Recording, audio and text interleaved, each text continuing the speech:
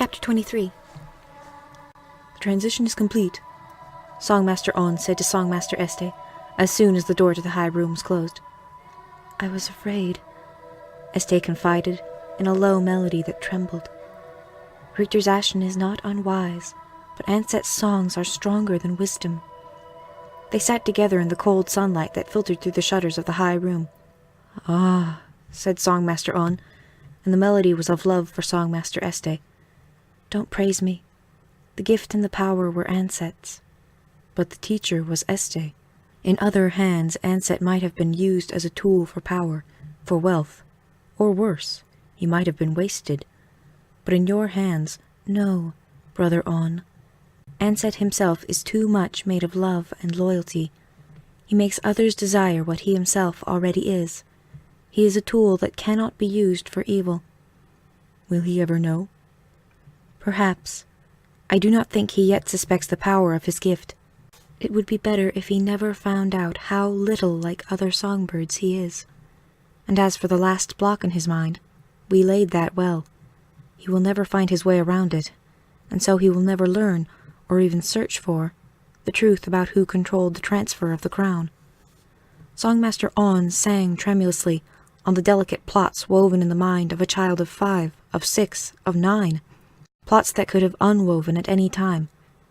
But the weaver was wise, and the cloth has held. Mikal the Conqueror, said Este, learned to love peace more than he loved himself. So will Richter's Mikal. That is enough. We have done our duty for mankind. Now we must teach other little singers. Only the old songs, sighed Songmaster On. No, answered Songmaster Este with a smile. We will teach them to sing of Mikal's songbird. Anset has already sung that song, better than we could hope to. They walked slowly out of the high room, as Songmaster Este whispered, Then we will harmonize. Their laughter was music down the stairs. Part 2. Joseph. Chapter 1. Kyakkya's arms were too thin. She noticed it again as she touched the keys on her computer terminal. If she ever had to use her arms to lift something quite heavy, they would break. I am not meant to bear burdens, Kyakkya reminded herself. I don't look like a substantial person, which is why I am forced into such insubstantial work. It was a rationalization she had tried before and never more than half believed. She had graduated from the Princeton Government Institute with the 4th highest score in the history of the school, and when she tried to find work, instead of being flooded with prestigious job offers, she found herself forced to choose between a computer pumping job at the information center in Tegucigalpa and a city manager's position on some godforsaken planet she couldn't even find on the star maps. It's an apprenticeship, her advisor had told her. Do well and you'll rise quickly. But Kyakkya sensed that even her advisor didn't really believe it. What could she hope to do well in Tegucigalpa? Her job was in welfare, the Department of Senior Services, the Office of Pension Payments. And it wasn't an imperial office, it was planetary. Earth, of all places, which might be the capital of the universe, but was still a provincial backwater at heart. If Kyakkya could once convince herself that she had not been given a better position because of some wrong impression she gave, of weakness or incompetence or undependability, she could then believe that, by her proving that she was strong and competent and dependable, her situation might improve. But she knew better. At the Songhouse it had been the deafs and, not quite so much, the blinds, who had to take a 2nd or 3rd class role in the community. Here on Earth, it was the young, the female, the gifted. And while youth would take care of itself, there was nothing she particularly wanted to do about being female. Changers were even more heavily discriminated against. And her gifts, the very things that could make her the most valuable to government service, made her an object of envy, resentment, even fear. It was her 3rd week there, and it had finally come to a head today. Her job took, at best, 1/3 of her time, when she slacked, so she began to try, on the assumption that she needed to prove her competence, to find out more about the system, to grasp the overall functions of everything, the way all the data systems linked together. Who programs the computers? She innocently asked Worville, the head of pensions. Worville looked annoyed. He did not like interruptions. We all do, he said, turning immediately back to his desk, where figures danced across the whole surface, showing him exactly what was going on at every desk in the office. But who, persisted Kyakkya, set up the way it works? The first programming. Warvel looked more than annoyed. He stared at her intently, then said savagely, "When I want a research project on the subject, you'll be the person I appoint. But right now your job is taking inflation tables and applying them to classes of pensions for the budget year, starting in only 6 months. And when you're here at my desk, Kjaran, it means that neither you nor I is doing his job." Kya waited for a few moments, watching the slightly balding top of his head as he played with the numbers on his desk, querying the computer on questioning procedures. She could not understand the violence of his outburst, as defensive as if she had asked him whether it was true that he had been castrated in a playground accident when he was 5. When he noticed she was still standing there, he reached over and pointed to a spot on his desk where no figures appeared at all. "See that blank spot?" Warvel asked. "Yes. That's you. That's the work you're doing right now." And Kya returned to her desk and her terminal, and began punching in the numbers with her slender fingers on the end of slender arms, feeling weaker and slighter than she had ever felt before. It was not just Warvel, not just the work. From the moment she arrived, it seemed that none of her co-workers was interested in making her acquaintance. Conversations never included her. In-jokes left her completely in the dark. People fell silent when she came near a table in the lunchroom or a fountain in the halls. At first, and still, she tried to believe that it was because she was young. She was frail. She did not make friends easily. But actually, right from the start, she knew it was because she was an ambitious woman with remarkable scores from the best school on the planet. Because she was curious and wanted to learn and wanted to be excellent, which would threaten all of them, make them all look bad. Petty bureaucrats with infinitesimal minds, she told herself, jabbing at the keys on the computer. Small minds running a small planet, terrified of someone who smacks of potential greatness, or even potential averageness. They had all watched her return to her desk from her interview with Warvel. Even the women had looked her up and down with the contemptuous way they had on Earth, as if the act of surveying her body expressed their opinion of her mind and her heart. There wasn't one sympathetic look on anyone's face. She stopped punching the keys and got hold of herself. "Think that way, Kjaran," she told herself, "and you'll never get anywhere. Must do my best, must try to be good at it, and hope for a change, hope for some opportunity to shine." Her terminal glowed at her, unwinking, as steady as her ambition, as blinding as her fear, and she could not concentrate on it any more. And so she punched in her lunchtime, was given clearance, there were enough tables open in the lunchroom, and left her desk to go eat. The eyes followed her again, and after she left she could hear the buzz of conversation begin.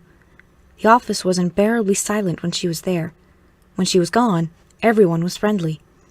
It was in the lunchroom that day that she met Joseph. The setting was the good thing about Tegucigalpa. The information center was almost invisible from the air. All the roofs were planted with the same jungle growths that was lush on the hills, but in the complex itself, everything was a miracle of green and glass. Huge transparent walls on hundreds of buildings, rising 20 or 40 or 80 meters into the air. The lunchroom was at the edge, on a slope, where it could overlook much of the rest of the complex, even had a view of the village that was all that was left of the ancient city. As Kya, or Kjaran as she had taken to calling herself when she first discovered she was going to work on Earth, in an effort to sound more native, took her food from the dispenser and carried it to an empty table, she watched a dazzlingly bright bird float down from the roof of the income department and land on a small island in the Chultik River. During its descent, a wild thing living in a perfectly wild habitat, the bird had passed in front of the glass windows where dozens of people worked, sucking information out of computers, twisting it around, and spewing it back in. A jungle, with electricity manipulated amid the trees to hold all the knowledge of a world. It was because she was watching the bird and thinking of the contrasts that Joseph was able to set down his tray unnoticed. Of course, Joseph was quiet too, as silent as a statistic, Kjaran would later tell him. But as she watched the bird walking around in a seemingly purposeless dance on the island, she became aware of someone watching her. She turned, and there was Joseph. Deep but open-seeming eyes, delicate features, and a mouth that perpetually smiled as if he knew the joke and would never tell anyone, because it wasn't really funny. "I hear Warvel ate you alive today." Gossip travels quickly, Kya thought, but couldn't help being flattered that this total stranger would even care. Couldn't help being pleased that someone was actually speaking to her about something besides business. "I've been chewed," Kya said, "but I haven't been swallowed yet." "I've noticed you," Joseph said, smiling at her. "I've never noticed you," Kjaran answered, though it was not really true. She had seen him around. He worked in statistics, Department of Vitals, Office of Death, which was on the floor below hers. She just hadn't cared much. Kya had been raised in the songhouse, and the close association of the sexes had somewhat numbed her to the attraction of males. She briefly wondered, is he good-looking? Is he beautiful? She wasn't sure. Interesting, anyway. The eyes that looked so innocent, the mouth that looked so world-wise.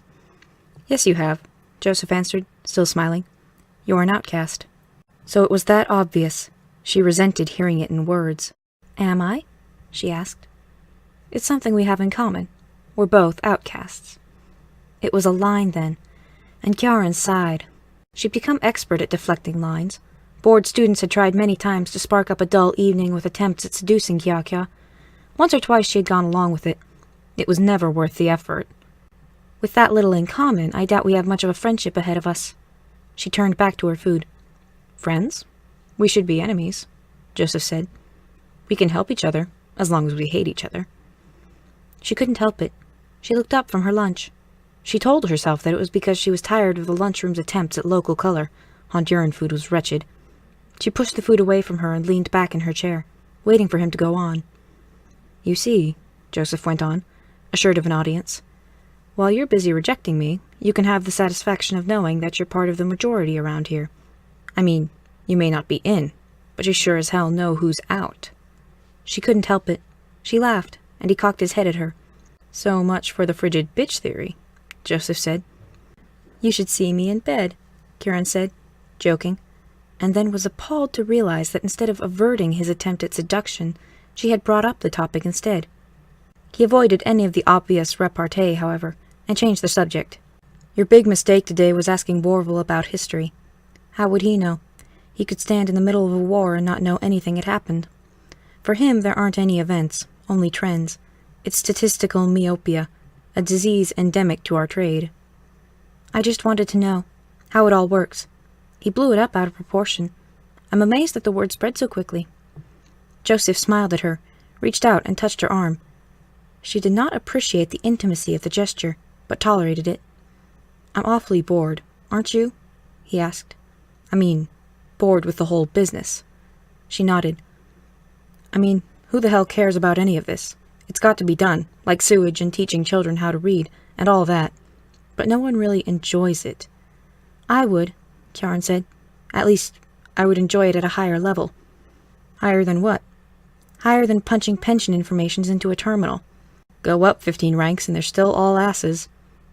I wouldn't be, Karen said, then realized she had sounded too intense.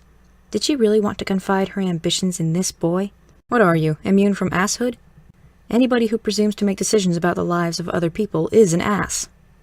Joseph laughed, only this time he seemed embarrassed, made a gesture as if to draw a mask down his face. And, as if he had actually donned a mask, his face went frivolous and innocent again, with any hint of deep feeling gone.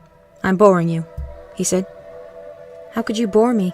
You're the first person to talk to me about anything other than statistics in 3 weeks.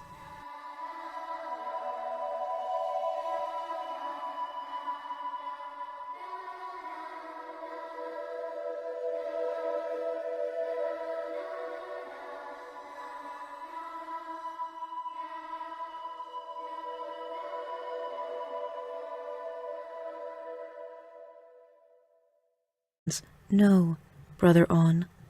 Ansett himself is too much made of love and loyalty. He makes others desire what he himself already is. He is a tool that cannot be used for evil. Will he ever know? Perhaps. I do not think he yet suspects the power of his gift. It would one said to Songmaster Este, as soon as the door to the high room was closed. I was afraid, Este confided, in a low melody that trembled. Richter's Ashen is not unwise, but Ansett's songs are stronger than wisdom. They sat together in the cold sunlight that filtered through the shutters of the high room. Ah, said Songmaster On, and the melody was of love for Songmaster Este. Don't praise me.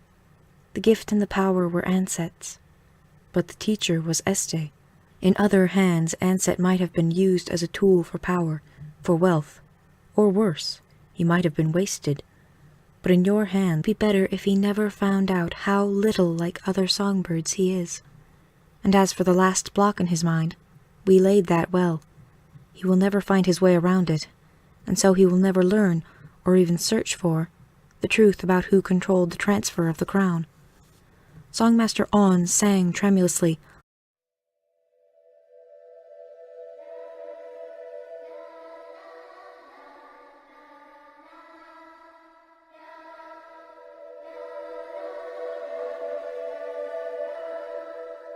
Chapter 23.